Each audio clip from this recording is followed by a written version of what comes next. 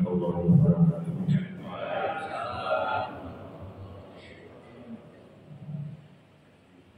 Bismillahirrahmanirrahim.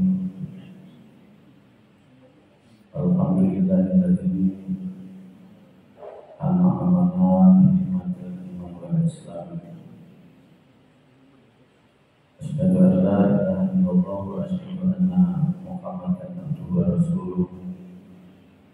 Allahumma sholli ala sayyidina Muhammad wa ala sayyidina Muhammad. Kama shallaita ala sayyidina Ibrahim wa ala sayyidina Ibrahim bil alamin innaka Hamidum Majid. Amma ba'du, la hawla wa la quwwata illa billahi al-'aliyyil 'azim. Qala ta'ala fil kitabil karim. A'udzu billahi minasyaitonir rajim. Bismillahirrahmanirrahim. Wal 'ashri innal insana lafi khusr illa alladziina aamanu wa 'amilus sholihati wa tawassaw bil haqqi wa tawassaw bis sabr. Para ulama, para kiai, para ustadzah yang dirahmati Allah, segenap pengurus takmir masjid As-Sakinah beserta jajarannya yang tentu dirahmati Allah. Jamaah majelis taklim anak pagi di masjid yang kita cintai ini juga yang dirahmati Allah. Tentu terlebih dulu kita bersyukur kehadiran Allah Subhanahu wa Ta'ala yang pada pagi ini kita masih dimudahkan untuk datang ke masjid menunaikan ibadah sholat jamaah subuh langsung disambung dengan sholat ini, sebagaimana janji Allah, janji Rasulnya, janji Allah, janji Rasulnya yang tertera dalam satu hadis. Barang siapa yang di pagi hari sengaja dari rumah menuju ke masjid untuk menunaikan jamaah sholat subuh, lantas kemudian disambung dengan mengajar dan belajar kebaikan, maka tidak ada baginya kecuali pahalanya setara dengan pahala haji dan umroh. Haji dan umrohnya itu tamatan, sempurna. Artinya ya haji dan mabrur yang mabrur, haji dan umroh yang mabrur. Oleh karena itulah patut kita syukuri, mudah-mudahan sarankan ibadah kita pada pagi ini sesuai dengan janji Allah dan Rasulnya tadi.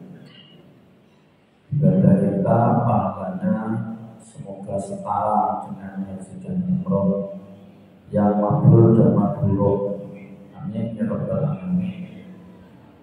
Lantas bisa istiqomah kita pertahankan sampai akhir hayat kita, dan kemudian mudah-mudahan kita semua nanti dimasukkan surganya. Amin ya rabbal alamin.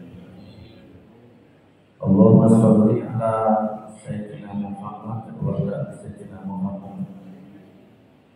Panggilannya kita turunkan kepada junjungan kita besar Muhammad sallallahu alaihi wasallam serta keluarganya, para sahabatnya, para tabi'in. Mudah-mudahan kita bisa meladani sunnahnya, menegakkan dakwahnya. Akhirnya kita diakui sebagai umatnya dan nanti dimasukkan surga.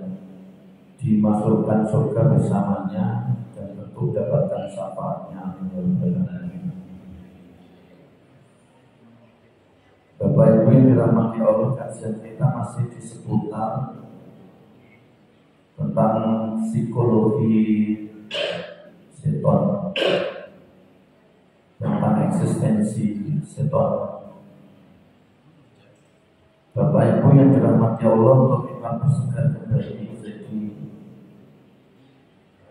kita ini mempunyai dua dimensi kepribadian. Di dalam diri setiap insan ini ada dua dimensi kepribadian, yaitu dimensi al-malakuti. Dimensi inilah dimensi yang ngajak kepada kita untuk selalu berbuat baik. Dimensi ini yang mendorong kita begitu ringan datang ke masjid, meskipun di pagi hari di 2/3 malam lantas ke masjid, sholat tahiyat masjid disambung dengan sholat tobat, sholat tahajud ditutup dengan witir. Dimensi ini namanya dimensi al-malakuti. Dimensi malakuti inilah yang kemudian kita mudah tersentuh saat menyaksikan seorang yang sedang menderita, lantas begitu mudah mengulurkan tangan kita membantu mengurangi beban penderitaan orang. Itu adalah dimensi al-budul malakuti, pendekatan dorongan yang selalu ngajak kepada kita untuk berbuat baik, berbuat baik, berbuat baik. Nah, seharusnya ini yang mesti harus kita kelola, kita kembangkan. Kalau ini yang kita kelola, kita kembangkan, tidak ada ruang bagi setan untuk bisa masuk, untuk menyesatkan kita dan menggoda kita. Lalu yang kedua ada dimensi, namanya dimensi al-budul bahimi. Dimensi kepribadian inilah yang mengantarkan kita untuk begitu ringan berbuat jahat, berbuat buruk, berbuat jelek. Namanya dimensi al-bahimi. Dimensi inilah yang menyebabkan kepada kita untuk malas, langkahkan kakinya menuju masjid, untuk malas buka Al-Quran, tadarus Al-Quran. Dimensi ini yang ngajak kepada kita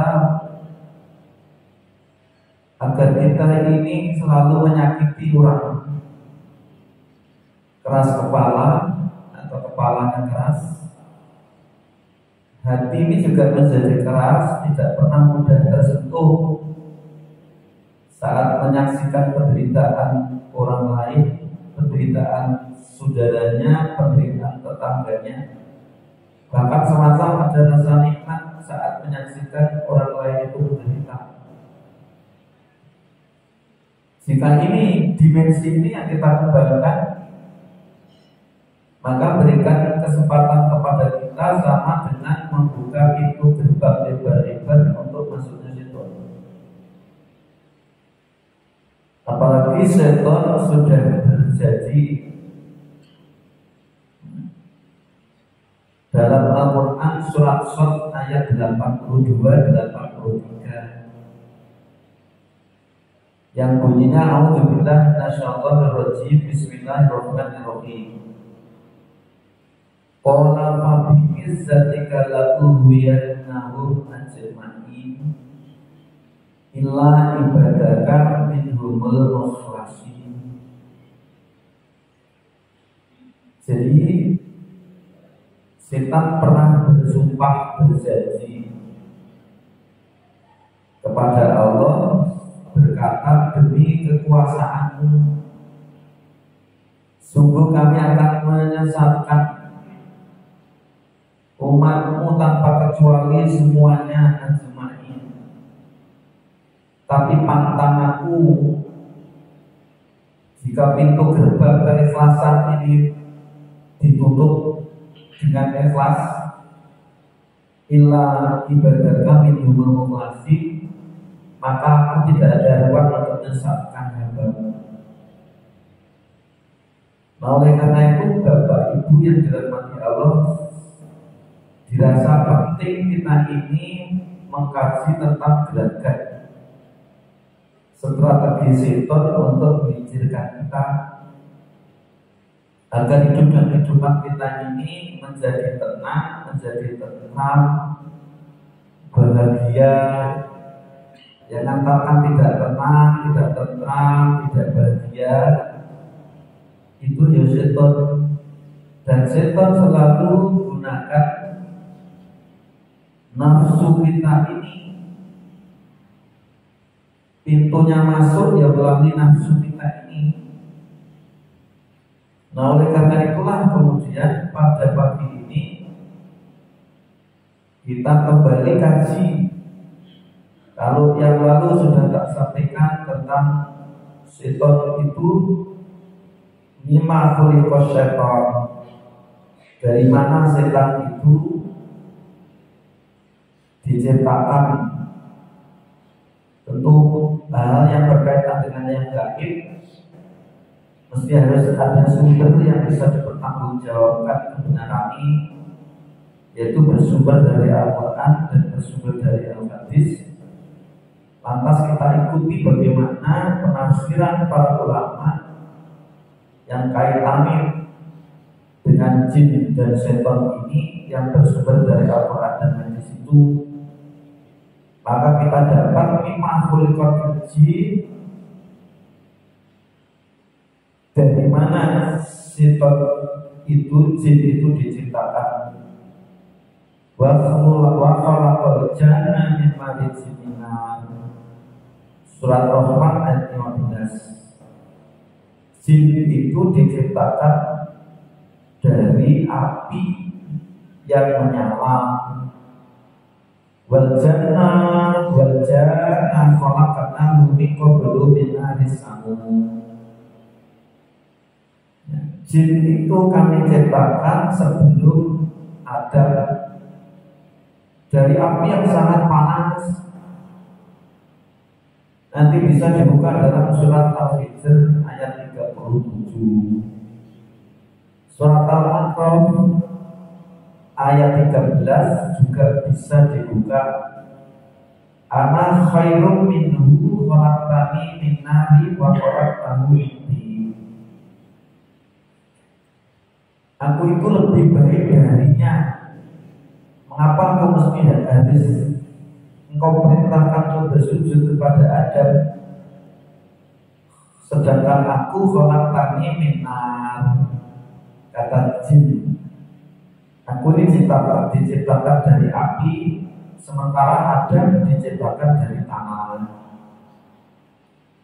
Khuliqatil malaikatu min nur wa khuliqal jannu min marijin min nar wa khuliqa adamu mimma wusifalaku.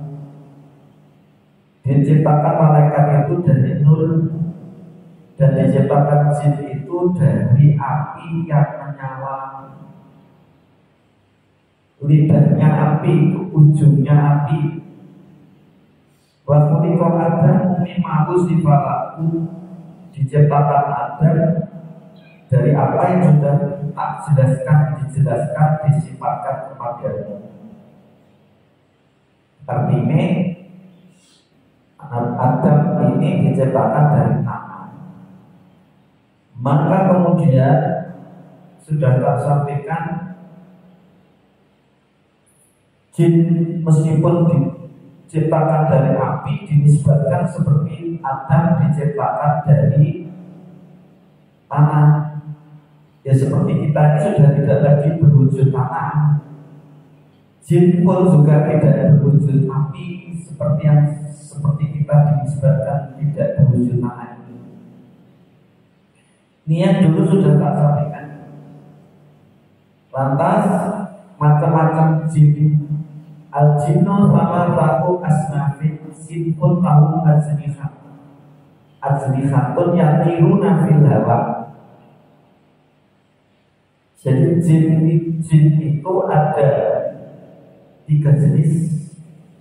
Jenis pertama, mereka ini punya sayap yatiruna fil hawa, berterbang-terbang. Hayatun wa kilabun, ada yang berupa ular dan anjing.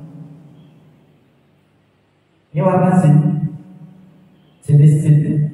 Hayatun wa kilabun, wasinfun yakiluna wa yak'amuna. Tapi ada jin yang itu singgah berhenti, ada yang berjalan-jalan, ada yang berhenti di satu tempat. Inilah diantara jenis-jenis jin. Kemudian tempatnya masakil jin, al-jinnu yufadiluna al-amakina al-khaliyata minal insi kas-safarawati wa minhum man yaskunul mazabida wal qimama wa minhum man yaskunu ma'al ins. Jin itu senangane di tempat-tempat yang sepi. Kalau di rumah ada kamar yang sepi, itu jangan lantas kemudian sama sekali tidak pernah dinyalakan lampu. Kalau sepanjang hari, sepanjang malam, kemudian sama sekali tidak ada lampu, disitulah tempat nongkrong jin. Karena dirinya itu senang di tempat-tempat yang kosong, yang kosong dari manusia. Kasoforowati, kayak padang pasir.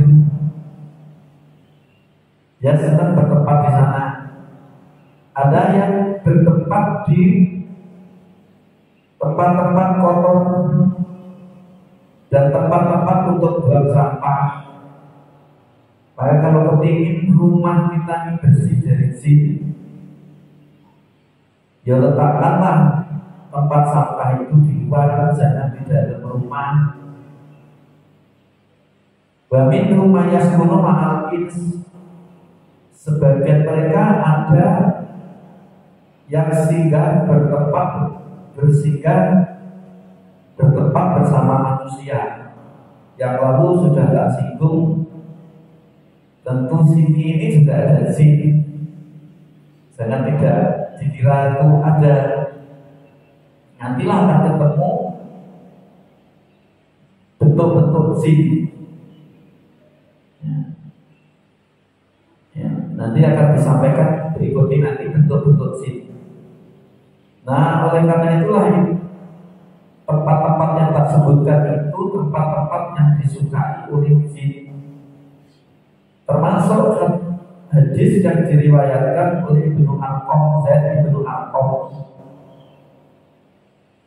Anna Rasulullah sallallahu alaihi wasallam qala inna hadhil khusyusha muhtadaratun fa idza atahatumul khala'an falyakul Allahumma inni a'udzubika minal khubuthi wal khaba'is. Sungguhnya setan ini bertempat di tempat-tempat kotor seperti ini. Dia hadir, sabda Rasulullah. Maka ketika kamu masuk ke kamar kecil, falyakul, maka hendaklah kamu berdoa, Allahumma inni a'udzubika minal khubuthi wal khaba'is.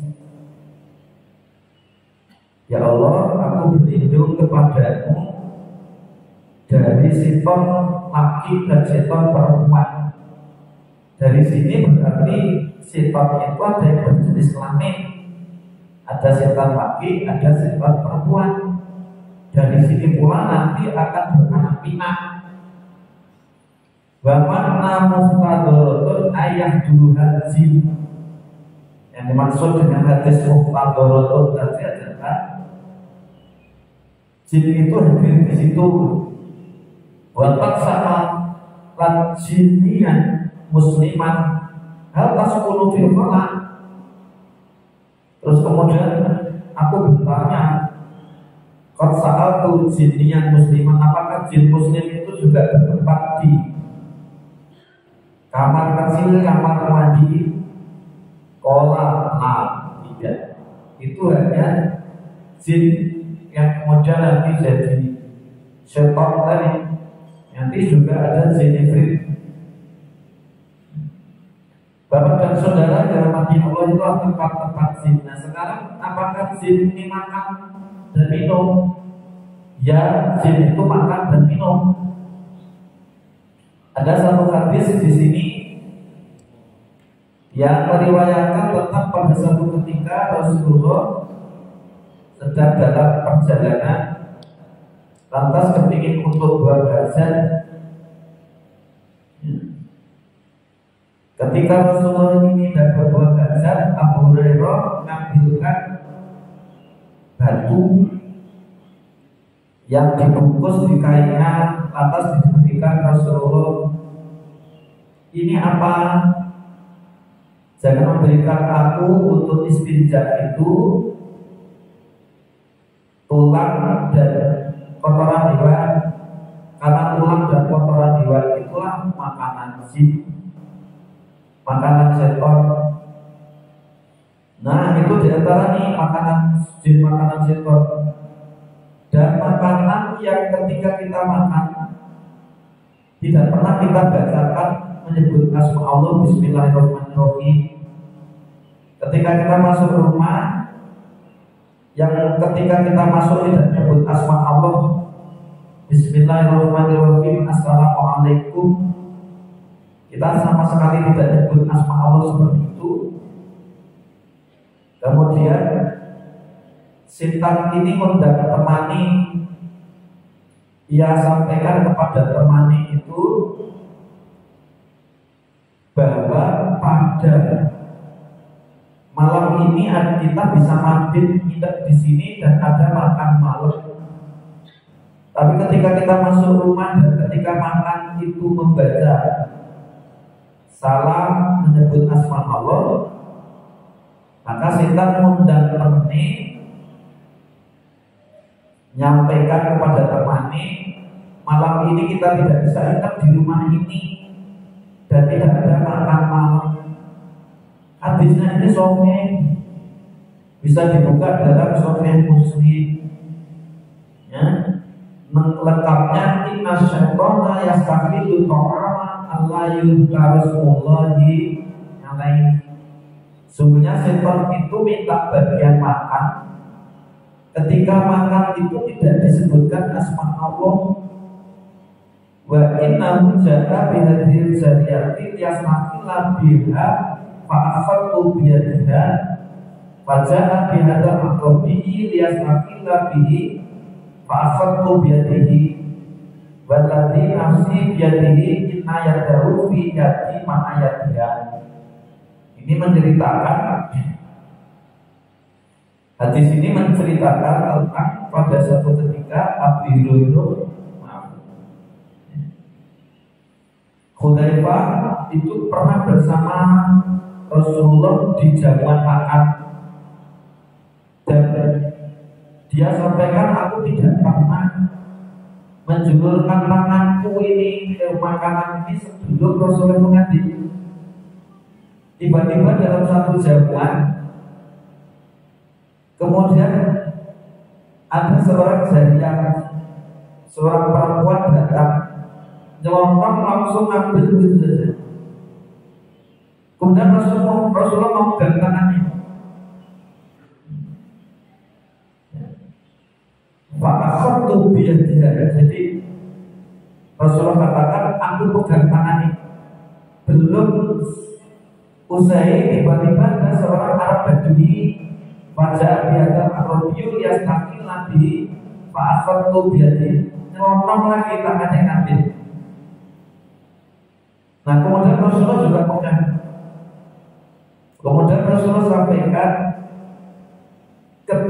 kita tidak makan dan mengucapkan Bismillahirrahmanirrahim, maka syaitan mengambil bagian.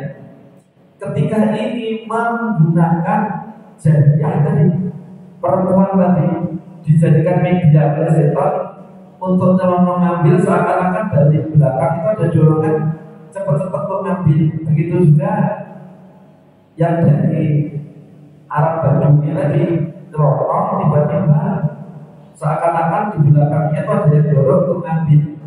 Maka kemudian tak pegang karena tangannya itu dijadikan media setor untuk ngambil karena tanpa baca Bismillahirrahmanirrahim. Nah, oleh karena itulah pelajaran yang kita bisa ambil, jangan sekali-kali ketika kita masuk rumah, ketika kita ini makan, kemudian tanpa mengucapkan nyebut asma Allah. Ini perlu disosialisasikan kepada keluarga kita. Setiap masuk rumah, setiap hendak makan, berdoalah. Setiap masuk ke kamar kecil, berdoalah. Setiap keluar dari kamar kecil, berdoalah. Karena tempat-tempat itulah yang dipakai oleh syaitan untuk istirahat. Nah, Bapak Ibu yang dirahmati Allah, sekarang kita masuk as-syaitanu lahu qurun. Ternyata syaitan itu punya apa nih? Semua itu tanduk. Jadi nasamsan tabluku bena kornai syaitan. Nah, ini hadisnya. Jadi An Abdullah bin Umar radhiyallahu anhu qala Rasulullah sallallahu alaihi wasallam, inna syamsa tatlumu baina qarnai syaitan. Sungguhnya matahari terbit di antara dua tanduknya syaitan. Apakah setan itu bisa berubah bentuk, bisa berubah warna? Bisa. Bapak dan saudara yang dirahmati Allah, inilah yang kemudian pada pagi ini tak beri waktu yang panjang untuk menjelaskan tentang al-jinu yatasyakkaluna wa yatasawwaruna, bahwa jin itu bisa berubah bentuk. Jadi bisa berubah bentuk, bisa berubah warna. Bapak Ibu yang dirahmati Allah, dari tak mulai dari di kedokteran itu ada ilmu namanya ilmu ideologi. Ilmu yang membahas tentang masuknya bakteri, virus ke dalam tubuh kita, menginfeksi kita ini bisa melalui udara, bisa melalui air, bisa melalui makanan, bisa melalui cairan. Nah, ilmu yang mengkaji tentang bakteri, virus, mikroorganisme yang masuk ke dalam kita dengan macam-macam media tadi, namanya ilmu ideologi. Jadi bisa jadi di teh ini ada virus, ada bakteri, ada mikroorganisme. Bisa jadi udara yang kita hidup ini sudah tidak hidup sehat lagi karena terpapar oleh virus, bakteri. Tetapi tidak setiap virus, bakteri yang masuk ke dalam tubuh kita melalui media air, ludah, udara, makanan itu kemudian menginfeksi, berpotensi jadi penyakit. Ya, karena tubuh kita itu sendiri, ekologi, ekosistem dari bakteri itu sendiri, dan bakteri itu sendiri justru sebenarnya ada punya fungsi untuk mempertebal imunitas kita. Tanpa bantuan bakteri dalam tubuh kita, maka bisa jadi sistem imun kita itu menjadi rendah, jadi mudah juga kena penyakit. Nah, Bapak Ibu yang dirahmati Allah, hati kita ini juga rentan kena sakit. Ya. Dan yang menyebabkan sakit hati kita diantaranya adalah setan. Tetapi setan tidak akan masuk ke dalam hati kita kalau hati kita ini menurut Imam Ghazali ada pintu yang pintu itu memang tidak kita buka. Kalau pintu ini kita buka, maka setan akan bisa masuk menginfeksi hati kita, yang itulah mendatangkan berbagai macam gangguan penyakit hati kita. Maka nanti dibuka dalam surat Baqarah ayat 10, fi qulubihim maradun fazadahum maradun. Ada orang yang terpapar penyakit, hatinya terpapar penyakit, dan penyakit hatinya ini ada komplikasi kayak seperti penyakit fisik. Penyakit hati pun juga bisa komplikasi. Fi qulubihim maradun fazadahum maradun. Ada orang yang hatinya terpapar penyakit dan penyakit itu bertambah terus bertambah. Nah, Bapak Ibu yang dirahmati Allah, sekarang al-madkhal itu apa? Ruang yang dipakai oleh setan untuk menyesatkan kita, untuk goda kita ini, pintunya lewat mana? Di antara pintu masuknya setan kepada kita ini al-khirs wal hasad. Al-khirsu wal hasad. Sehingga dalam hati kita ini ada ambisi menyenangi sesuatu, mencintai sesuatu berlebihan. Maka disitulah ada pintu gerbang setan kita buka seluas-luasnya, selebar-lebarnya, yaitu khirs, ambisi, menyenangi sesuatu, mencintai sesuatu, menginginkan sesuatu berlebihan, maka disebut dengan ambisius. Dan bagaimana ambisius dalam penyakit hati?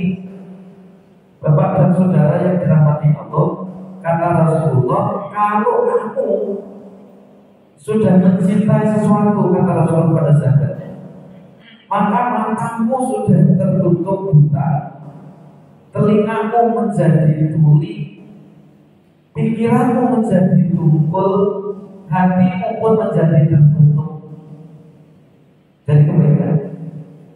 Maka waspadalah ketika kita mencintai sesuatu, menyenangi sesuatu berlebihan. Kita berkeinginan mendapatkan jabatan yang menganggap jabatan itu berjabatan yang menjanjikan. Maka setan bisa melalui media itu. Kita disesatkan melalui itu. Maka berbagai cara bisa kita tempuh. Bisa jadi cara-cara yang kita tempuh merugikan yang lain, hak-hak orang lain yang mestinya itu miliki tapi tidak terpenuhi oleh kita karena ambisi tadi. Maka hati-hati, karena orang sudah ambisi maka tidak akan bisa berpikir jernih. Itu ambisi dalam segala hal. Kalau terpenuhi tidak akan pernah puas. Dan nanti ketika orang lain mempunyai hal yang kita inginkan yang sama, maka muncul kepada kita ini rasa dengki. Kalau tidak terpenuhi kecewa, dan itu akan muncul iri hati. Inilah mendatangkan komplikasi tadi. Maka ada hati yang diingatkan di akhir zaman ada banyak istri yang menyalahkan suami ini. Kemudian sahabat tanya, ya Rasulullah, bagaimana istrinya kok malah menyalahkan suami ini? Rasulullah menyampaikan nanti di akhir zaman banyak istri yang menuntut untuk dipenuhi kebutuhannya di luar kemampuan sang suami, sehingga sang suami ini akan melakukan apa saja tanpa pertimbangan ini merugikan orang lain atau tidak. Jadi Bapak Ibu yang dirahmati Allah, hati-hati. Setan selalu mencari, menemukan celah. Celahnya macam-macam. Bisa melalui keinginan kita yang berbeda, bisa melalui keinginan kita yang sama, sama-sama ada keinginan. Maka lantas kemudian celah itulah dipakai agar kita iri hati, agar kita itu dengki. Pendek kata, setiap perilaku kita yang mengantarkan kita ini menjadi konflik, ya, mengantarkan pada kita ini untuk melakukan sesuatu yang ganggu kepentingan orang lain, yang dorong kepada kita untuk berbuat buruk, itu mesti ada keterlibatan setan. Tanpa kecuali di mana itu ada. Kita baru dengar tanpa maksudnya ini menghibah, tapi bisa kita ambil pelajaran. Masjid di Manis Renggo, bukan? Masjid di Manis Renggo. Ya.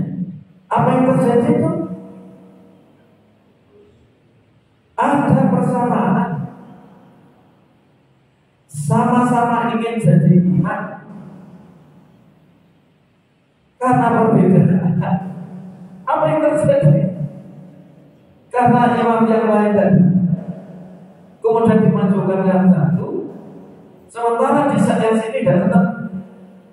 Apa yang terjadi? Langsung setelah saya sholat langsung di pojok begitu saja, contoh sampai pingsan. Saling tuntut menuntut. Setan selalu mencari celah untuk menyesatkan, untuk menghentikan ibadah kita. Maka tak lihat di sini, maaf ketika awal saya datang ke sini, begitu saya masuk masjid ada yang gemar membaca Al-Quran di sini. Tapi sekarang sudah tidak ada. Karena dirinya, jadi dirinya kena sin, dirinya kena setan karena amal ibadah yang baik tidak diteruskan oleh pertimbangan lain. Yang ini kita tidak pernah terasa. Setan tidak akan membiarkan dia hidup kita ini rukun, baik di dalam masjid, di luar masjid. Mau di dalam masjid saja seperti itu. Bukankah masjid digunakan untuk membersihkan hati, meningkatkan takwa kita? Tapi kenapa? Justru seperti ini, masih ada keterlibatan setan. Yang inilah mesti kita pahami tentang gerakan-gerakan setan. Ketika berusaha untuk menyesatkan kita, tidak ada di antara kita ini yang bisa sendiri tebak dari setan. Maka ketika kita saling memahami, saling ingatkan, oh, lagi sudah kena setan ya, maka jangan dilamar. Oh, dirinya lagi kena setan.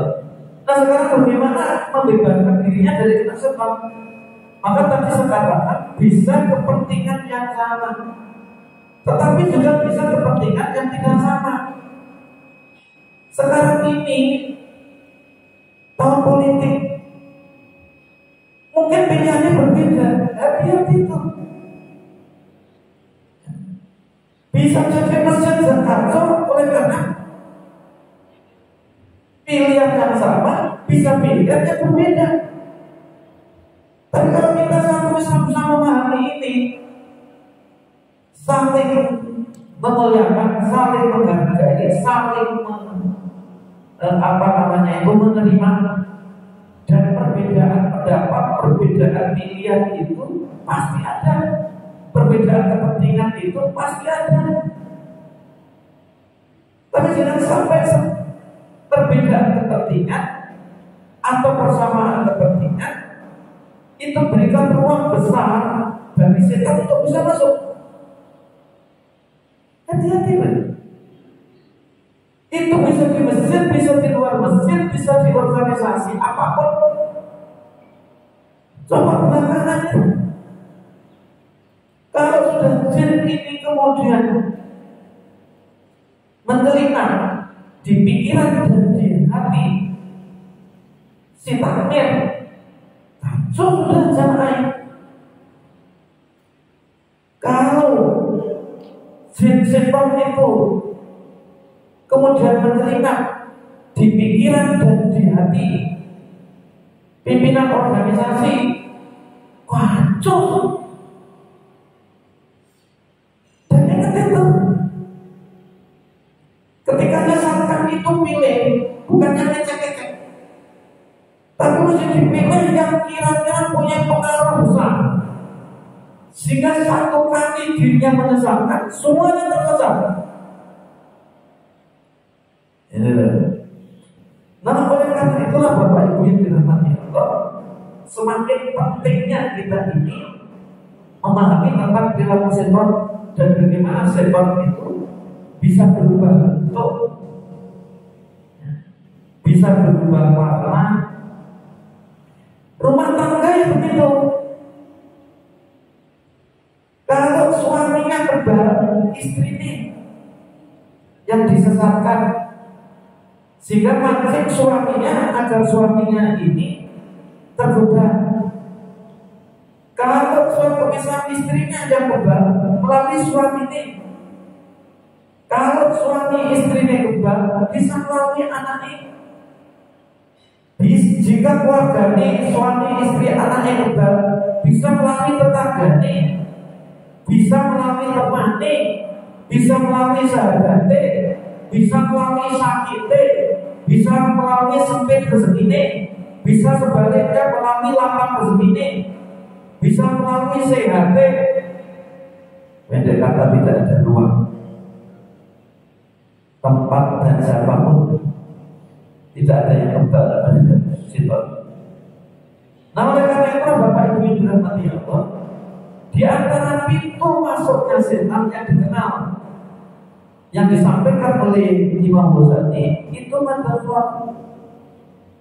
Di antara madhal itu sendiri penyakit, dan itu juga kondang penyakit berikutnya, yaitu al-hirsu, mencintai satu berlebihan.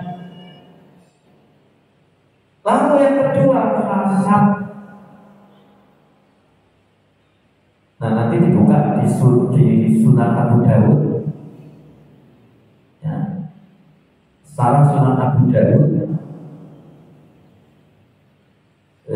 Jilid 2 halaman 267 menceritakan ketika Nabi Nuh itu selesai membuat perahu atas izin Allah, perintah Allah untuk membuat perahu karena Allah mendatangkan banjir bandang.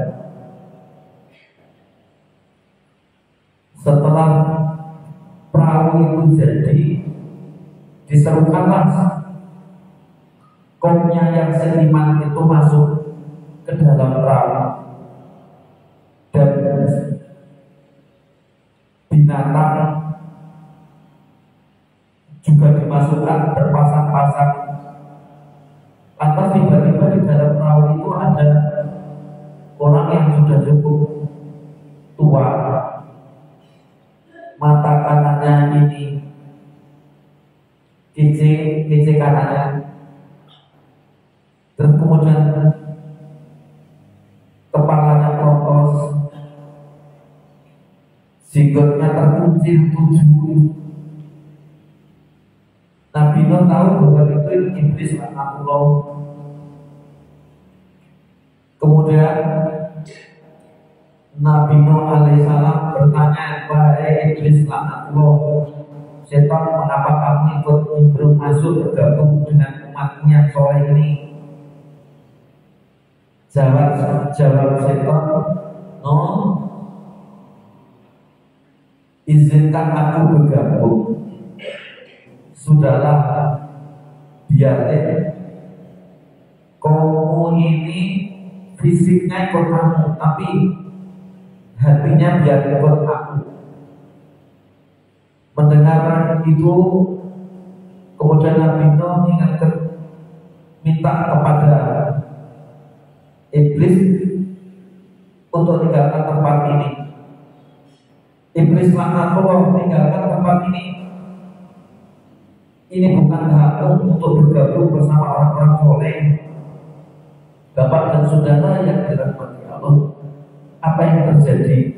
No, kalau memang kamu tidak diizinkan, tetapi sebentar tadi aku sudah engkau berikan kesempatan untuk masuk, aku akan keluar.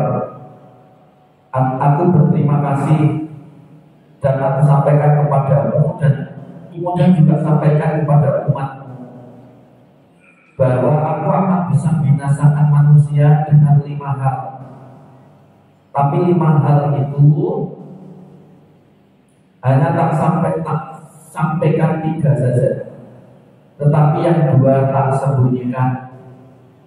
Tapi Allah keburu memberikan wahyu kepada Nabi Nuh, jangan mau kamu disampaikan, diberi kabar yang 3.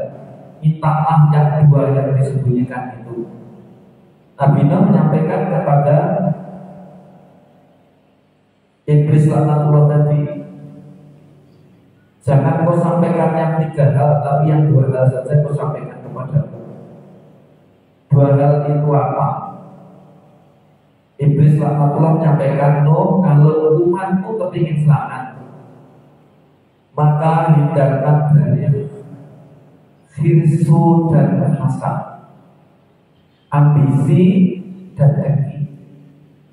Karena ambisi itulah Adam alaihissalam, Nabi Adam tak sesangka sehingga terlempar dari surga. Dan karena aku dengki atas kenikmatan Tuhan yang diberikan pada Adam, hingga sampai saat ini aku terkutuk. Jadi dalam hadis ini mengingatkan kepada kita, peliharalah hati kita ini untuk senang ketika menyaksikan orang lain itu pada senang. Jangan justru sebaliknya, senang ketika melihat orang lain itu tidak senang. Senanglah ketika melihat orang lain senang, jangan ikut tidak senang ketika orang lain itu dirinya tidak senang. Ada dorongan bantu kekurangan orang lain. Ini pertama, jadi kasar dan hirs. Maka dalam Islam ada ajaran zuhud. Zuhud itu ya puas dengan kekurangan ini, kurang tetapi merasa puas. Yang terakhir, untuk menutup bahwa setan itu bisa berubah wujud apa saja, ya bisa. Bapak Ibu yang dirahmati Allah, kita ikuti di dalam surat An-Nisa ayat 64. Saya kira ketika menafsirkan surat An-Nisa ayat 64, ya, jadi Nabi Musa itu adalah nabi yang diberi mukjizat untuk bisa berbincang-bincang dengan Allah. Bahkan Allah Musa terima. Ketika menafsirkan surat An-Nisa ayat 64 ini, diceritakan iblis laknatullah setan itu pernah menjumpai Nabi Musa. Kemudian dirinya minta, wahai Musa, karena doamu dikabulkan oleh Allah dan kau diberi kesempatan untuk berbincang-bincang kepada Allah, maka sampaikan kepada Allah bahwa aku pun juga kepingin taubat. Bapak dan saudara yang dirahmati Allah, disampaikan oleh Musa kepada Allah, isinya lantas diminta Nabi Musa untuk menyampaikan kalau memang iblis kepengen bertobat, maka datangi kuburannya Adam untuk meminta maaf kepada Adam. Bapak dan saudara mati Allah, ketika disampaikan malah justru iblis ini muring-muring. Oh, ketika hidup aku diminta hormat saja tidak mau, apalagi sudah jadi bangke, tentu aku tidak akan mau. Nah, tapi Musa, kau sudah memberikan kepadaku kesempatan, maka aku pun juga membalas jasamu. Sampaikan kepada umat 3 hal aku tidak akan bisa nyesalkan. Yang pertama, ingatlah ketika dirinya ini marah, maka tak gunakan marah itu untuk menyesatkan dirinya.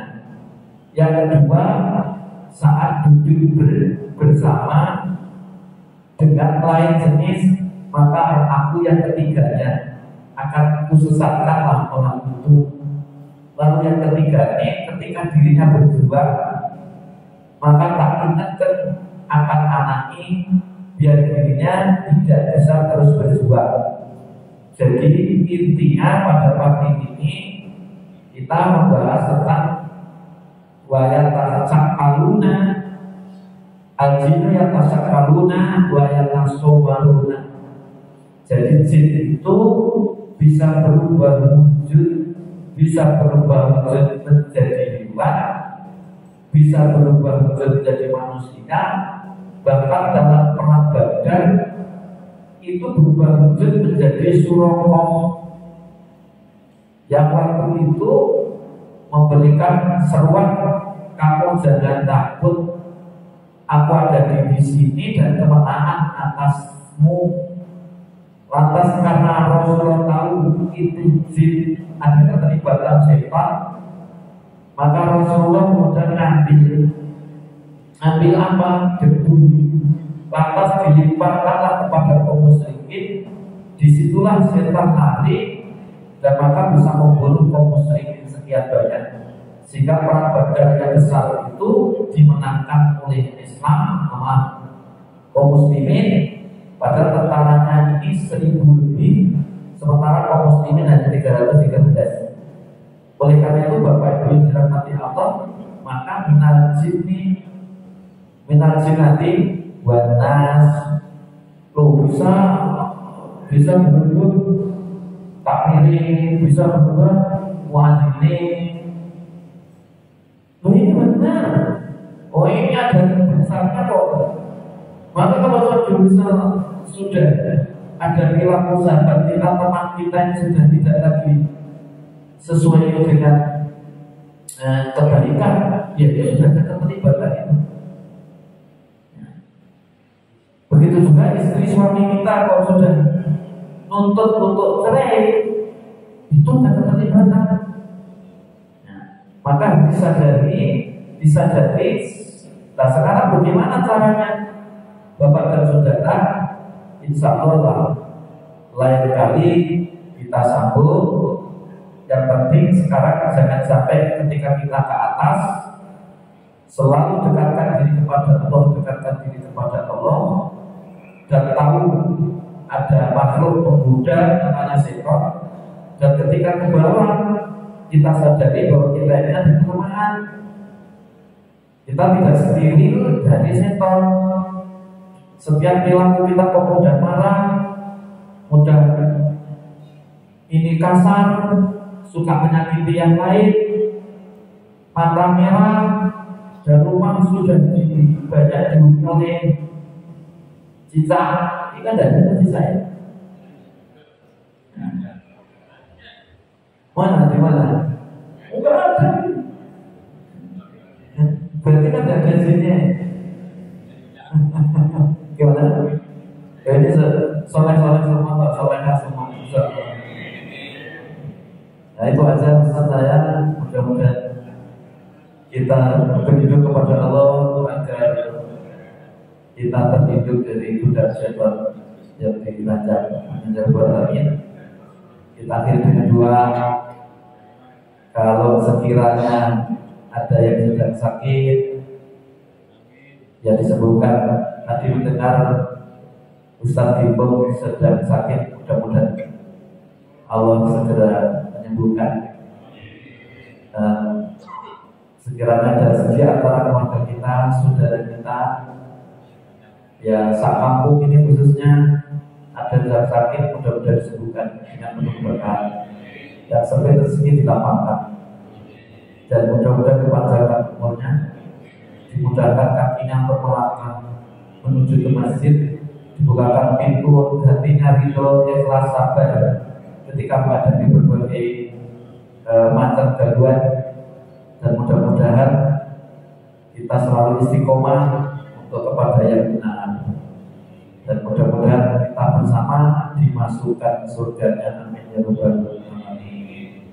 Mudah-mudahan pemilu yang akan datang Allah mudahkan, ya, kemudian tidak menyisakan konflik, tetapi benar-benar mendapatkan dipilihkan pemimpin yang mengantarkan bangsa ini menjadi bangsa yang berdatun thayyibatun balagul rukun, yang rukun, yang rukun, sabar.